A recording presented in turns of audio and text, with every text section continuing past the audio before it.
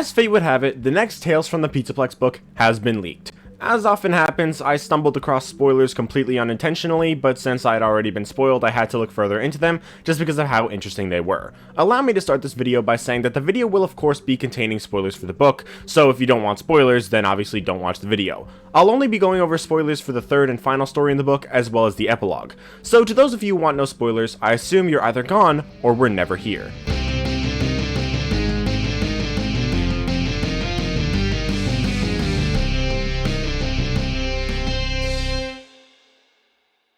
The real reason we haven't been getting the book covers for Tales 9 and onward is because they don't seem to exist. Tales from the Pizzaplex Book 8 B72 is the final Tales book. I don't know much of anything about the first two stories in the book, and I only know the ending of the final epilogue and bits and pieces from the final tale from the Pizzaplex, and I gotta say, it doesn't seem like it's gonna have anything to do with the Pizzaplex at all. But first, let's talk about the epilogue because frankly it's less interesting. The epilogues of Tales have been kinda hit or miss, and when I say that, I mean the first and third are really good, the fourth and seventh are decent, and the rest are pretty trash. They're kinda just the same thing happening over and over again. I feel like the epilogues would be efficient as like a full-length story, but having them span over 8 books over the course of 14 months doesn't make it very enjoyable. So seeing the conclusion of the epilogues before it even comes out doesn't bother me as much as it would have if they'd actually been interesting. The ending is pretty simple. A construction worker ends up breaking through rubble that is blocking a window and manages to rescue Lucia. The Mimic ends up getting spring-locked in the Jester suit mentioned in previous epilogues and gets deactivated.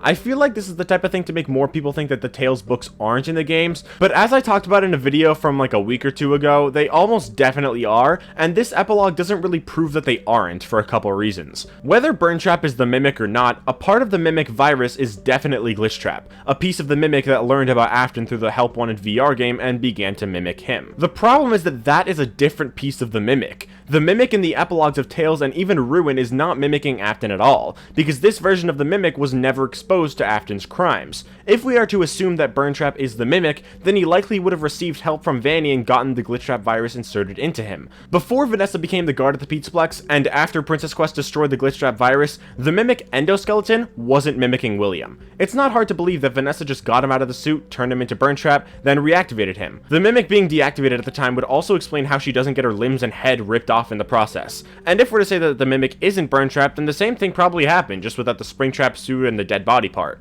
Whether Burntrap and the Mimic are one and the same or not, Vanny does go down there and at some point would most likely help Mimic out of the suit and reactivate him and also create Burntrap. Another reason this doesn't contradict Tales being in the games is because the final Tales from the Pizzaplex story actually even further implies that Tales is in the games. So we should probably start talking about that story, which is titled Didophobia. Didophobia is the fear of repetition, and specifically of doing essentially the same exact thing every day. The Tales story Didophobia takes place in the sister location Bunker, and the main character is Rory. As it turns out, William Afton had been experimenting with fear levels in children by putting kids in simulated bedrooms and then pumping them with hallucinogenic gas.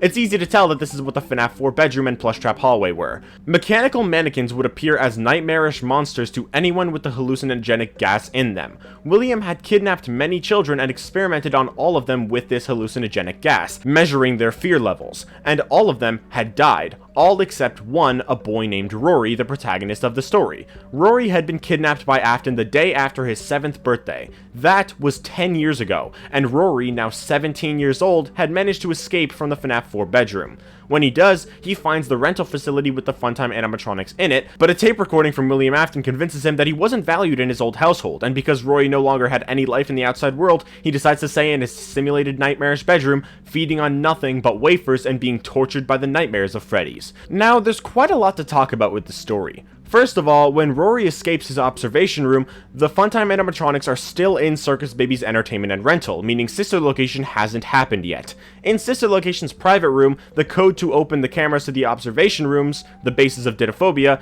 is 1983, indicating those experiments started in 1983. Since the story takes place 10 years after Rory was kidnapped for these experiments, that means it likely takes place in 1993, if not later. 1993 is also the year of FNAF 1, so if Sister Location hasn't happened yet, that also helps us with its placement in the timeline, putting it after the events of FNAF 1. The next thing to bring up is a theory that Entom mentioned on Twitter. The existence of Andrew was kind of a curveball from Fazbear Frights, and while it's possible that they aren't in the games and neither is Andrew, in the case that he is, who would he be and why is he so important? Considering Andrew in the Man in in room 1280 gives William nightmares, which are obviously Ultimate Custom Night, and the Vengeful Spirit tells him this is how it feels, it's possible Andrew was one of the kids Afton used as an experiment with the observation rooms. I'm not quite sure if I believe this, just because I think it's more likely that the Vengeful Spirit is Cassidy and the one you should not have killed is Andrew, making both of them separate from one another, but if that's not the case, then this theory definitely makes sense. Just wanted to bring it up because it is interesting and entirely possible. Something else I want to mention is something Dawko actually mentioned all the way back in the sister location days.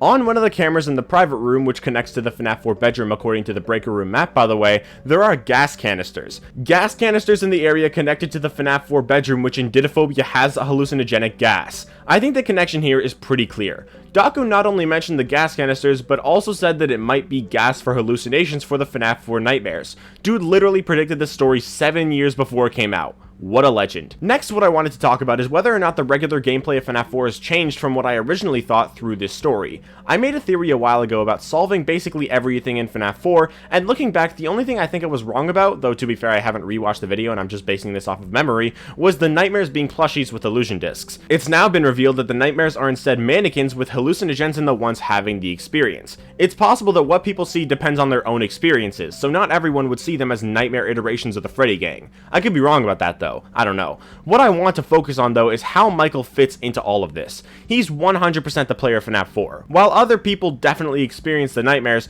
Michael is the one who experiences them in FNAF 4's gameplay itself, which we know not just from the survival logbook with him drawing Nightmare Fredbear, but also the fact that he hears the FNAF 1 phone call, indicating that Michael is the player and that he has these nightmares at some point after FNAF 1. But with what we learn about the nightmare animatronics in the bedroom, in Didophobia, how does Michael go through the nightmares? There's a few different ways this could go. The first option is that right after sister location, Michael managed to find the path to the FNAF 4 house, then he went through the path and ended up getting sprayed with hallucinogenic gas and spends the week there trapped, and that's the gameplay of FNAF 4. The problem here stems from the survival logbook. The fact that Nightmare Fredbear is drawn in the logbook by Michael tells us that the logbook takes place after the events of FNAF 1, since FNAF 4 has to be after FNAF 1. The logbook also has images of the FNAF 3 office in it, indicating Mike gets it during FNAF 3. Nightmare Fredbear is drawn under recent dreams, which not only indicates his experience with the nightmares was a dream rather than just a hallucination, but also that it happened not long before the events of FNAF 3, indicated by the word recent. It definitely is still possible, however, that Michael did find the room and had the nightmares, but that he dreamt about the experiences around when Fazbear's Fright opened, which is what reminded him of his original goal and prompted him to go work there. The most likely option in my mind, though, is that the bite victim is behind the nightmares, putting him in the position of someone in the experiment room. It's possible that the bite victim was forcing Mike back into the position that he was in when he found the experiment room, or that the bite victim himself was an experiment victim, and that he inflicted the experiments onto Mike, whose FNAF 1 and 2 experiences made up the monsters that he would see, and in the formation in which they attacked, mirroring FNAF 1. In the logbook, the bite victim is asked if he has dreams, and there's multiple references that connect him to the FNAF 4 bedroom, indicating he definitely was an experiment victim, in which case he likely tries to get Mike's goal back on track when FNAF 3 opened up. This is the idea that I've had for a while, and I think it makes the most sense, and apparently one of the other stories in the book implies something like this as well. There is one other option though, and while I don't believe it, I wanted to mention it because maybe you guys will. Since Afton was experimenting with fear down in the sister location bunker, the same bunker with the scooper, which is a remnant injector, it's possible that the remnant in the scooper and the remnant injected into the fun times are from two different events. We know from FNAF 6 and the fourth closet that the missing children are in the fun times, but what if the remnant in the scooper, the remnant that gets injected into Michael and keeps him alive even after Ennard leaves his body, is remnant from the dead experiment victims that Afton, well, experimented with? That would explain how Michael gets the nightmares. Their memories are now in him, and their experiences with the observation rooms can be inflicted on him later on, and that's how he can experience the FNAF 4 nightmares. Whichever option is true, or if a completely different idea is true, I think it's really cool that Didophobia does explain what the actual nightmare animatronics are. I also think it's cool that it elaborates on the psychopathy of Afton and his experiments with fear, which are kinda hinted at in Springtrap's FNAF AR voice lines. So, I was talking about this story in the FNAF Book Spoilers channel in my Discord server with a few people, and someone wondered if after sister location, Afton Robotics would look after Rory, and then it hit me. Room for one more. In Room for One More, Stanley works in Circus Baby's entertainment and rental, and he works the night shift from around 12 AM to 7 AM, I think, something around that. He never really understood what his job was, though. He always just stayed at his desk, stared at the cameras, and fell asleep. The only information he had about what his job was that he was meant to make sure that nothing got out. He thought that was strange because usually security jobs were about making sure nothing got in, but his employer informed him that this wasn't like other jobs. Stanley also commonly hears a strange banging sound in the facility. This all actually lines up with the games. The banging sound is something we can actually hear in Sister Location when returning from the Circus Gallery control module.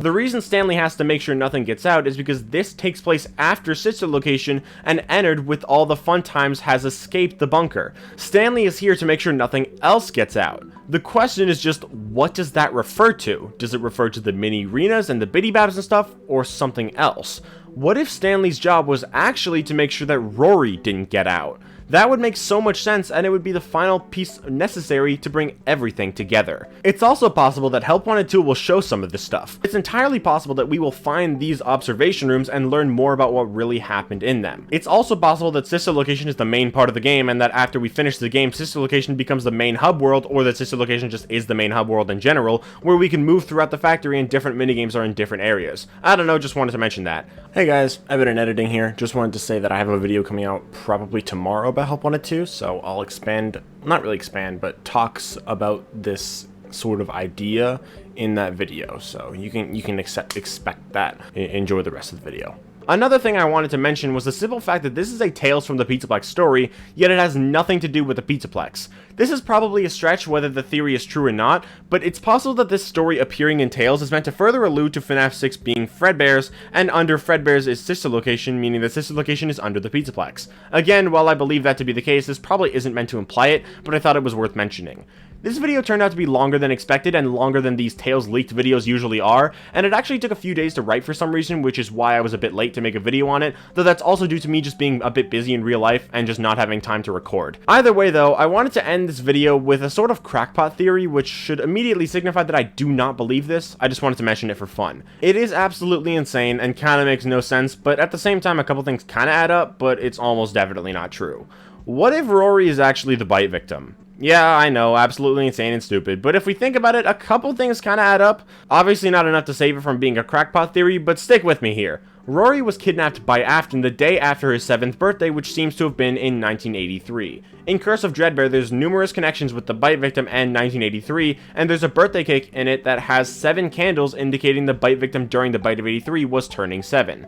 What seems to be the day after his birthday, he gets flatlined, which ends up sparking Mike's journey, the bite victim dies, and he goes on to do stuff, whatever. But what if that's not actually how it went? Obviously, we hear the flatline, and while I think it would absolutely be terrible storytelling and is definitely not true considering his soul literally fades away, what if he actually managed to survive the flatline? What if after the bite victim flatlines the day after his birthday, William kidnaps him and takes him into the experiment rooms? It's almost undeniable that the bite victim did go through those nightmares, so is it possible that he did that because he's Rory, and shortly after Didophobia he actually ended up dying, still going on to attach to Mike?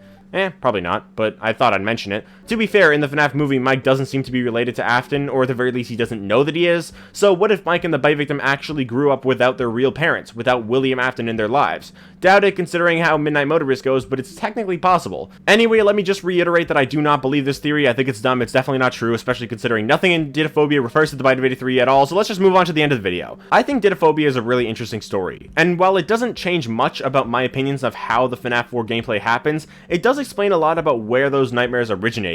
Because while Mike is obviously the FNAF 4 player, those experiment rooms existed, and it's awesome to think that we now know the truth of what happened within them. But that's everything I wanted to talk about for this video. I hope you all enjoyed, and if you did, make sure to leave a like and subscribe if you want to. It's also important to note that I will not be looking at spoilers for B7-2 or Alone Together. I didn't want to look at the spoilers for the epilogue or Didophobia either. I just got unlucky and just straight up saw the spoilers unintentionally, and since it was so big, I decided to do a video on it. But the other 2 stories, as of now, I know next to nothing about, except one small out-of-context quote from Alone Together. Either way, that's all there is to talk about for this video, and I'll see you all in the next video. Bye, guys!